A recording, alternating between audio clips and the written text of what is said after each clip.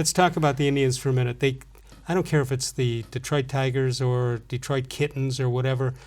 Wins are tough to come by. And that's why I've always said that in April when baseball players or managers say, yeah, the win doesn't matter, we'll worry about it in September. The wins get harder to get in September.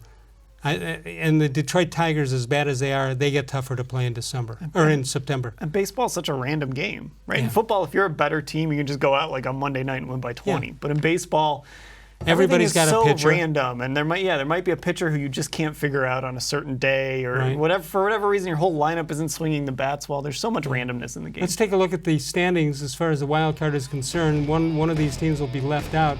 Athletics have a 2-game lead, 2.5-game lead over the Indians. The Rays a half game in the, I have to use the word, all-important loss column. It's mandatory, you must say that.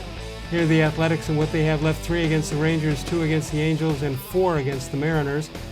If you're the Indians, that's not a good choice of teams for them to play. The Rays will take on the Red Sox. Even though they're out of it, they still have the talent. Should be able to win a game or two. Yankees need a game or two to overtake the Houston Astros. And the Blue Jays will finish out. The Rays and the Jays will finish things out in the American League, and then the Nationals of Washington will play 3. That's the Indians and who they will play. They'll take on the Tigers tonight. The Phillies with Charlie Manuel coming in. He'd like to have one of his hitters with a game winner, I would think. I would think so. Yeah, then the White Sox and the Nationals. It's just so weird that the Cleveland Indians of the American League will finish off the season in Washington of the National League. Yeah, it's a strange setup with the interleague play, and you know what? It doesn't work out in their favor. They almost have to sweep the White Sox, and then who knows from there. Let me ask you this: Reyes is going to sit on the bench when they don't have the DH. If they put him in left field for a 3-game series, how many plays do you think will actually come his way, and how many will he botch up? Let's say if you say the answer is 3, will he mess up 1? And if so, is having his bat in the lineup for 10, 12 at-bats over a 3-game series, would that be worth it?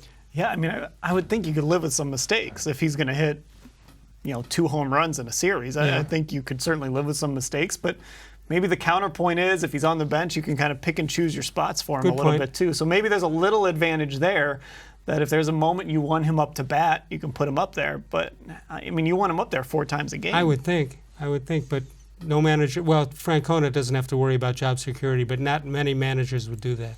Yeah, and Francona obviously has done such a great job. Joe Madden in Chicago has to worry about his job, which is bizarre. He won a World Series for them. First one in 2016. 40 years or whatever. Obviously the Indians organization knows what they have in Francona.